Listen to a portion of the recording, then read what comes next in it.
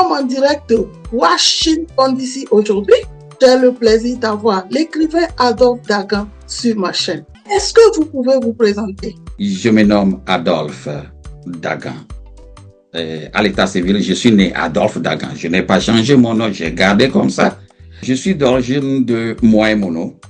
Moimono, vous connaissez le royaume de Tado et mon village c'est Daganhoué. C'est à 15 km de Tado. Je suis arrivé aux États-Unis il y a un peu 20 ans. Donc j'ai fait l'armée ici.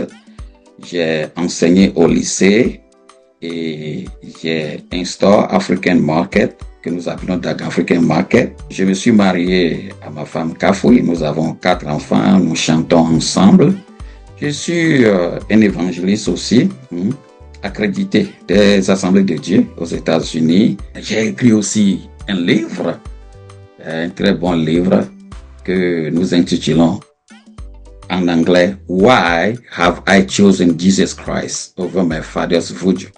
En français, c'est pourquoi j'ai choisi Jésus-Christ au détriment du voodoo de mon père. Adolphe Dagan, je suis très contente de vous avoir sur ma chaîne aujourd'hui. J'ai beaucoup entendu parler de vous. J'ai vu vraiment les œuvres que vous avez faites aux États-Unis et en Afrique. Et c'est vraiment un honneur de vous avoir en train de me parler de votre carrière d'écrivain. Vous venez de me dire que vous sortez d'un village appelé Dagan. Mais on remarque que vous avez un nom de famille Dagan. Expliquez-nous un peu pourquoi vous avez ce même nom, baptiste ou nom à l'état civil, que le nom de votre village. Notre village Daganhoué en Adja, parce que je suis Adja, et ça veut dire Dagan Kopé, Dagan Ville, Dagan Town, Dagan Village. Donc j'ai vraiment aimé ce nom parce que Dagan en Adja, ça veut dire quelqu'un qui est important pour toi, ou bien un grand-père, ou bien même un dieu. Donc Da, en Adja, c'est père ou fada. Donc grand, c'est big, ce qui est gros ou bien grand. Donc j'ai tellement aimé ça parce que mon grand-père, il avait vraiment souffert et il a fait beaucoup de choses et mon père était là avec son nom Aïna Dagan, et beaucoup souffert, et que moi, si je suis sorti de cette famille, je vais revaloriser ce nom de Dagan et aussi vraiment garder ça, comme on le dit en anglais, a brand. Donc c'est pour cela que tu vas me voir, je dis, je m'appelle Adolphe Dagan. Je fais Dagan comme ça pour dire que c'est un nom puissant, c'est un nom que j'aime. C'est un nom qui est cher pour moi. Et aussi, ma maman m'a donné le prénom Agbeko. Quand tu vis, tu feras beaucoup de choses. Donc, Adolphe Agbeko Dagan. Mais j'ai coupé court Adolphe Dagan. Maintenant, tu sais, là d'où tu viens, c'est à toi de revaloriser, c'est à toi de donner l'honneur, la valeur à cette place. Je ne me cache pas. Mon village, c'est un tout petit village qui n'a jamais eu d'école primaire jusqu'à ce que moi je ne vienne aux États-Unis. Et quand j'étais rentré en armée, dans l'armée américaine en 2007, que j'ai commencé l'école primaire dans notre village. Est-ce que les gens connaissaient ce village?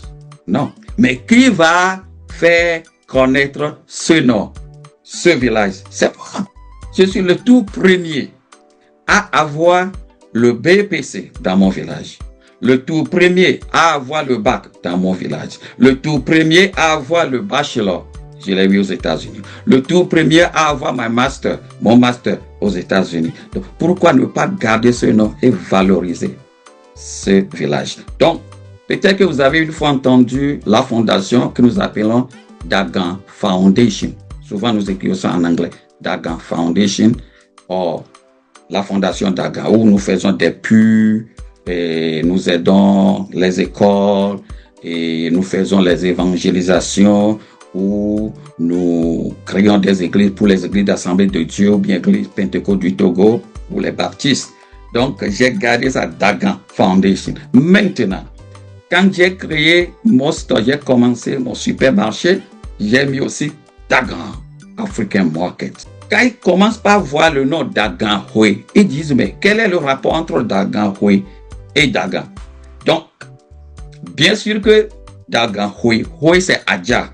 Vous connaissez Adja et Eve, c'est vraiment close. Et puis, je leur explique que Hui means ville. Par exemple, je vis ici à Clarksville. Clarksville. You see? So, je leur enseigne ma langue. Même quand j'étais professeur, you know comment les enfants m'ont surnommé dans ma classe?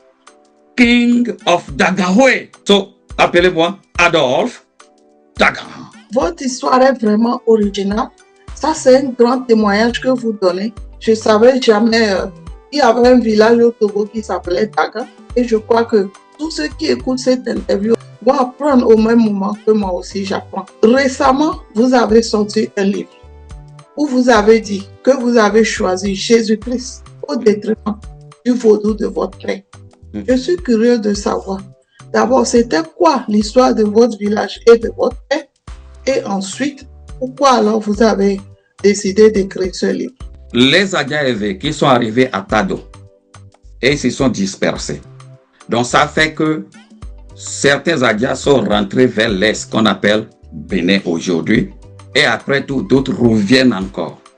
Donc quand mon grand-père lui est revenu pour construire son village, c'est ça qu'il a donné le nom de Daganhoue.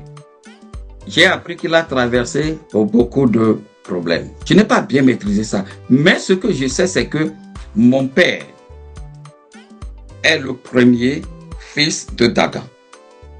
Son nom, c'est Ayena. Oyena. Maintenant, lui aussi, il a beaucoup souffert. Il s'est marié à une première femme qui lui a donné un enfant et elle était partie.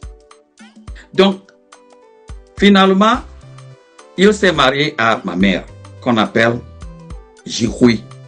Jihui est né à Halime, c'est à 2-3 km de Tado.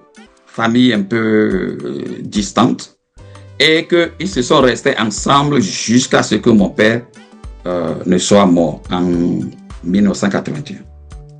Mon père qui aussi avait traversé beaucoup de difficultés, comme j'ai donné quelques exemples.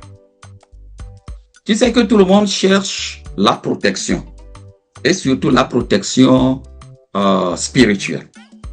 Donc pour lui, la protection qu'il a pu trouver, c'est de faire un vaudou qu'on appelle Ada ou Azon. Donc, et que quand moi j'étais né, de ma maman, nous étions 9. En plus, le premier fils, donc ça fait 10. Donc ça fait 5 garçons et 5 filles. Maintenant que moi, j'étais le dernier de tous les garçons. Donc, dans cette culture, que le dernier garçon reste à la maison pour aider le papa dans ses chants, ce qu'il adore, tout ça là. Moi, je ne savais pas. Je ne sais pas. J'aimais l'école tellement. Parce que quand nos frères revenaient, ils parlent français. Oui, oui, comment ça va? Ça va bien. Et puis quelques Anglais ont dit, how are you? Good, good. Et j'ai dit, moi aussi, je vais aller à l'école pour devenir un docteur médical ou un avocat. Parce que je n'aime pas l'injustice depuis mon enfance. Donc, j'avais 5 ans. Moi, je m'étais préparé pour aller à l'école. Et mon père me demandait, où vas-tu? Il dit, je vais à l'école. Il dit, non, toi, tu ne vas pas aller à l'école. J'étais surpris. J'ai dit, papa, il y a quoi? Bon, je l'appelais Ada. Ada, mais pourquoi pas? Il a dit, non, toi, tu vas rester à la maison. J'ai envoyé tes frères à l'école, ça va. Tu restes à la maison et que tu sais que tu vas prendre soin de mes choses, surtout moi, vaudou. J'ai dit, j'étais surpris, j'ai pleuré et je n'ai pas pu aller à l'école. Donc, l'année suivante, j'avais 6 ans. Tu sais qu'en septembre, c'est le moment où on commençait l'école primaire. Bon, je ne sais pas, les choses ont changé un peu maintenant. Et Nathalie, je m'étais préparé encore pour aller à l'école. Mon papa a encore dit non. J'ai pleuré, j'ai pleuré, j'ai pleuré. J'ai vu mes cousins, cousines, ils étaient partis à l'école. Bon, de septembre en février, il était tombé malade. Tu sais, malheureusement, mon père était mort. Et il a été tué par les sorciers et sorcières de notre village d'Agan. Nous les connaissons. Ils ont même avoué ça. Bon, un tout petit, j'étais vraiment, c'est pas smart, intelligent. J'étais vraiment intelligent quand j'étais petit. Et je demandais à ma maman, le Méchi, c'est le nom que mon père lui a donné, que pourquoi il a ce vaudou pour se protéger et les sorcières ont pu le tuer. La réponse que ma maman m'a donnée, c'est celle-ci. Les sorciers et les sorcières ont pu prendre le pouvoir. Elle avait utilisé le mot herbe, qu'ils ont pris au de ama, ou so ama, au de ama, les goménés. Donc, ils ont pris herbe. L'herbe, c'est le pouvoir, c'est la puissance. En dessous de vaudou, et ils ont pu attaquer mon père pour le tuer. Il dit, ah, donc les sorciers ont pu enlever la puissance du dessous de vaudou pour pouvoir tuer mon père. Ça veut dire que quoi? Il y a puissance et puissance et puissance et puissance. Donc moi, je crois que c'est Jésus-Christ. C'est Dieu le Tout-Puissant qui a toute la puissance. Donc, je me suis tourné vers l'église. J'ai commencé par aller à l'église presbytérienne du Togo. Et j'ai commencé par aller à l'école. Donc, j'avais 7 ans pour commencer l'école. Il n'avait pas d'école dans notre village. Je devais marcher 2,5 km pour aller à Ahasomé. Ahasomé. C'est ça le chef canton de notre milieu. Vous savez, j'ai choisi Jésus au détriment de ce vaudou. Et que ce vaudou voulait me tuer.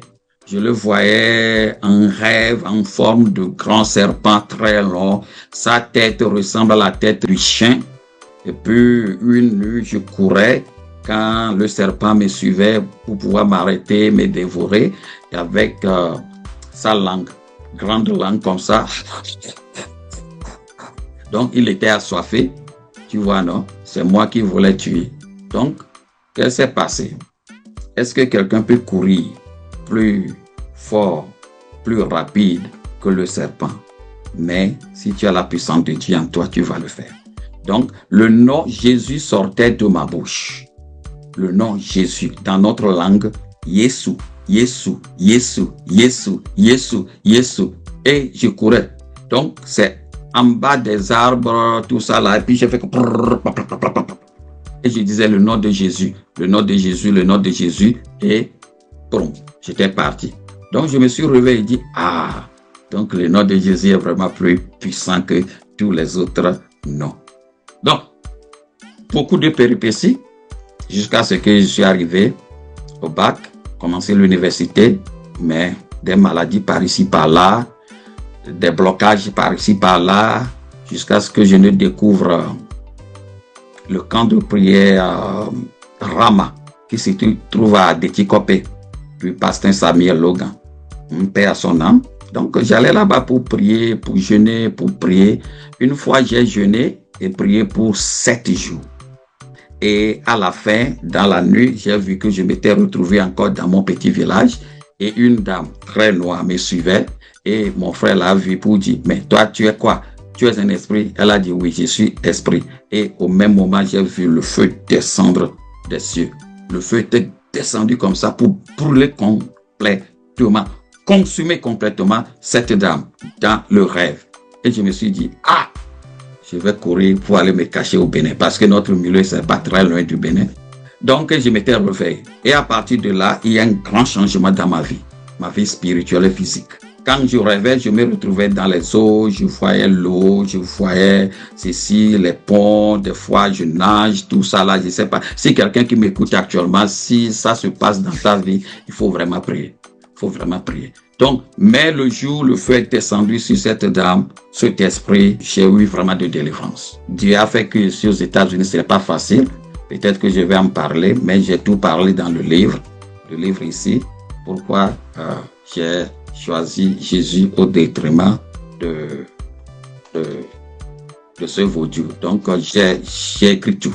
Je vois que vous avez un puissant témoignage. Je vois que vraiment, c'était pas facile dans votre vie, ni dans la vie même de votre famille. Et je pense qu'à travers votre témoignage, quelqu'un saura que c'est Jésus-Christ seul qui a la solution. Et encore, à part Jésus-Christ, il n'y a plus autre solution. Est-ce que c'est cette histoire qui vous a inspiré à écrire ce livre pour pouvoir conseiller quelqu'un? Oui, Vraiment, vous savez, je viens de dire une partie de ce que j'ai traversé. Il y a beaucoup de gens qui souffrent aujourd'hui, même ils vont à l'église. Moi, Dieu m'a appelé depuis que j'étais au pays.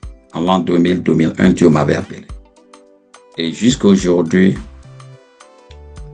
je vais vous dire que ce n'est pas toujours facile, mais Dieu a fait que là où je suis arrivé aujourd'hui, c'est grand.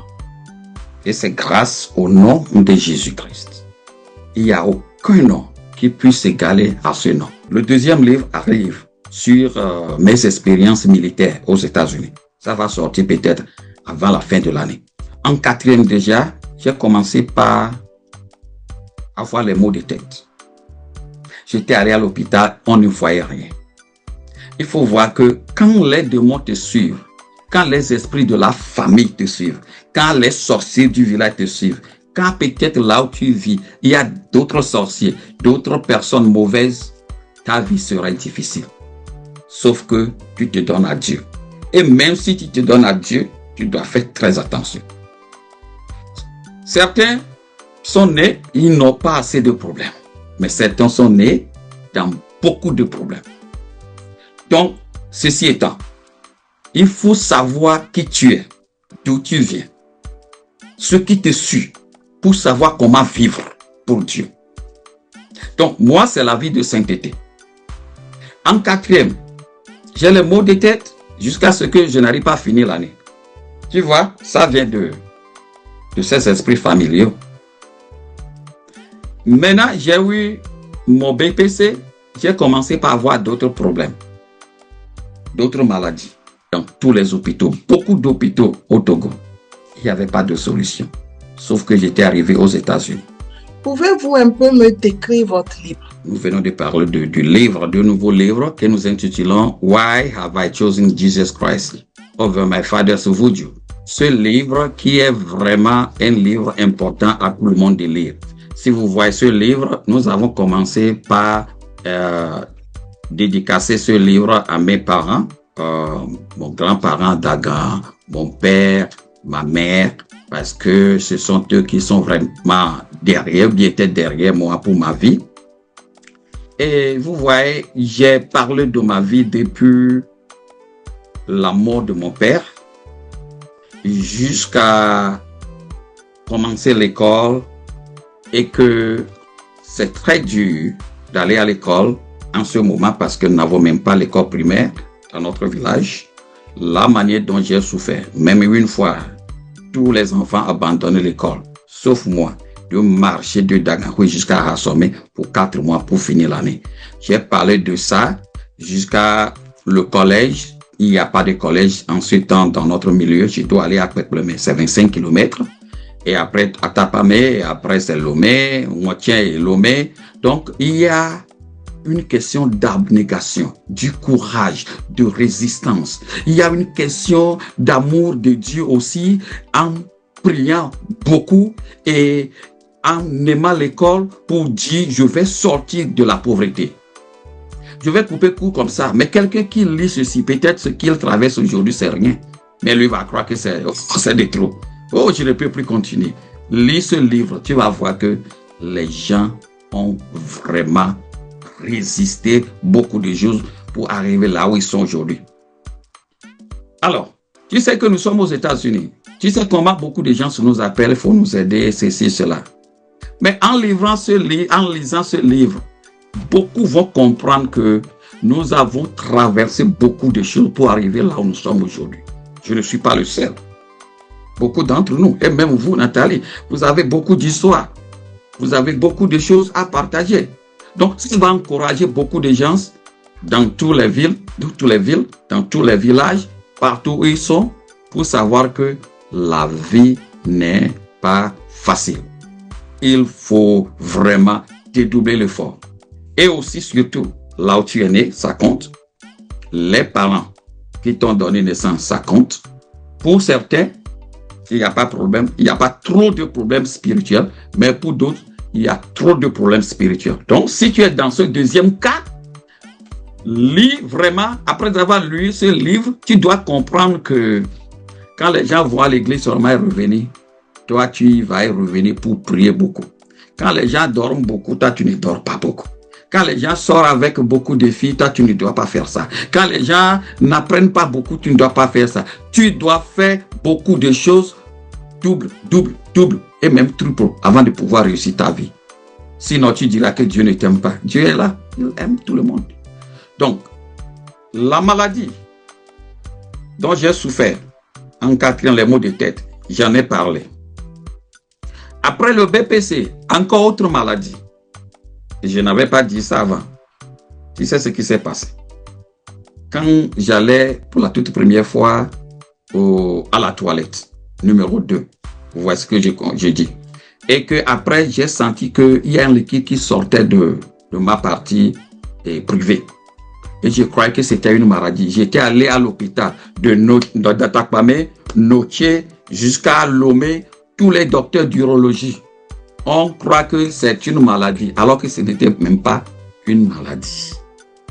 Dieu m'a montré les États-Unis. Dieu m'a montré le clinique à Moline, quand j'étais venu 3 heures de Chicago. C'est là, Dieu m'a montré le clinique. Je suis arrivé, c'est là où je suis allé. Et on me disait qu'il n'y a aucun microbe. Qu'est-ce qu'on m'a dit de faire? 2 choses. Chercher des filles ou m'asseoir dans l'eau chaude. Moi, j'ai choisi m'asseoir ou bien me coucher dans l'eau chaude. J'avais eu AVC, j'ai écrit dans ça.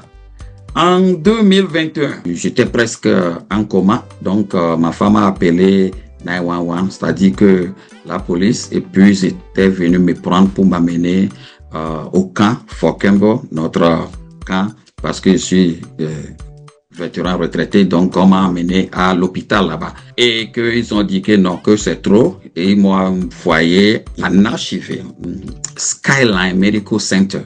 Quand on t'envoie là-bas, c'est comme peut-être tu ne vas plus revenir à vie, tu serais en coma ou bien des choses comme ça. Mais comme Dieu étant avec moi, on m'a amené là-bas et j'ai vu la salle que j'avais vue en rêve, où le jeune homme était arrivé encore pour me demander comment j'allais. Exactement, c'est ça.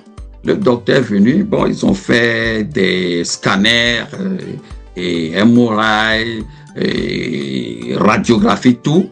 Et il est revenu, il était étonné, il me disait, mais tu me vois? J'ai dit, oui, je te vois. Il dit, mais pourquoi? Il dit, mais pourquoi? Il dit, non. Ce qu'ils ont vu, c'est vraiment grave, je devais être aveugle. Je ne pouvais pas entendre, je ne pouvais pas manger, marcher, et aussi je ne pouvais pas parler. Et vous savez, je vais vous dire quelque chose. Quand j'étais à la maison et je vomissais, il arrivait que c'est comme je commençais pas à dormir un peu. Et puis je me suis vu dans notre église, First Assembly of God, à Classville. Et j'étais devant et j'ai vu beaucoup de gens qui sont debout et attendaient celui ou celle qui allait prêcher. Donc Dieu me montrait quelque chose, que je n'allais pas mourir. Parce que quoi? Dieu m'aime, je l'aime. Dieu m'a fait grâce et que j'entendais, je voyais, je parlais, je buvais, je mangeais et tout ça là intact jusqu'à aujourd'hui. Sauf que je ne pouvais pas marcher. Et ça a pris des mois avant que je ne marche. Bon, et que je remercie Dieu que tout va mieux maintenant. Tout ce que j'ai traversé, que j'ai écrit dans ce livre. Si quelqu'un, la Bible c'est très bon, mais il faut lire ça parce qu'en lisant ceci, tu vas voir des choses pratiques. C'est un livre qui est vraiment professionnel et qu'ils ont mis ça sur Amazon, Nobles and Barnes, Books and Millionaire et Walmart online. Donc, tapez seulement Adolphe Dagan. Vous ajoutez Book. Ça va sortir du Google. Vous allez voir partout, on vend ça. Moi-même, je vends ça dans mon store ici, Dagan African Market. D-A-G-A-N African Market à Clarksville, Tennessee. Ou en ligne, Dagan International Market. Vous allez voir ça. Vous commandez. Si c'est chez moi, je vous envoie.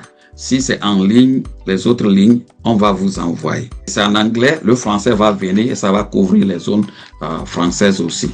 Avec tout ce que vous avez traversé, si vous avez un conseil à donner à un jeune Africain aujourd'hui qui traverse les mêmes choses que vous, qu'est-ce que vous lui direz? je vais dire que la vie n'est pas facile. 13 ans déjà, j'ai commencé par souffrir jusqu'à aujourd'hui. J'ai perdu mon père quand j'avais 6 ans. Si je dis souffrir, je parle de maladie, je parle des influences et attaques spirituels, familiaux. Et aussi, il y a les sorciers. Donc, nous devons nous cacher sous Dieu. Dieu serait notre refuge. Moi, je vois que ma force, c'est beaucoup de prières, mais aussi la sanctification, la pureté et aussi l'aumône. Beaucoup de nous sommes des chrétiens aujourd'hui. Est-ce que vous voyez? Et que sans se lever pour prier Dieu, pour être saint, là je parle de la sanctification, peut-être que ça va bien aujourd'hui pour toi, mais tu ne sais pas ce qui va s'en suivre demain. Donc, j'aimerais vous dire que tout est possible à celui qui aime Dieu. Tout est possible à celui qui craint Dieu. Tout est possible à celui qui est là pour Dieu. Donc, remettons-nous à Dieu et que le sang de Jésus nous couvre et que par la prière, le Saint-Esprit va nous remplir et que Satan va fuir de nous. Je suis disponible depuis Clarksville, Tennessee, aux États-Unis. Si vous voulez m'inviter à venir dans votre église, que ce soit aux États-Unis, que ce soit en Afrique, en Europe, pour partager mes témoignages et fortifier la population de Dieu, fortifier la congrégation, fortifier nos jeunes, ce serait intéressant. Je peux venir en Europe, je peux venir en Afrique, au Togo, Bénin, partout, pour partager ce message vraiment de foi inébranlable avec vos églises, les conférences, partout où vous voulez, je suis là. Adolphe Dagan, merci beaucoup d'être venu sur ma chaîne. Je rappelle qu'on est en direct de Washington, d'ici aux États-Unis. Oui. Vous êtes venu du Togo. Oui. Après avoir gagné la loterie Visa. Oui. Au Togo, vous avez perdu votre père quand vous aviez 6 ans. Vous avez connu des moments très, très difficiles. Yes. Vous avez connu aussi les attaques spirituelles venant de votre famille et de votre entourage. Mais avec la foi que vous avez en Jésus-Christ, vous avez tenu fort. Vous êtes arrivé aux États-Unis, vous avez fait l'armée. Dieu vous a béni à travers l'armée. Vous avez eu des attaques comme l'AVC, tout ça, mais Dieu vous a sorti de là. Aujourd'hui, vous témoignez pour la gloire de l'Éternel. Et moi, je suis très fière de vous avoir aujourd'hui en train de me parler de votre carrière. On est en de Washington, d'ici aux États-Unis, et j'espère vous revoir très, très bientôt pour une autre interview. Merci. Merci. Et à très bientôt. Au revoir. Merci. Merci. Au revoir.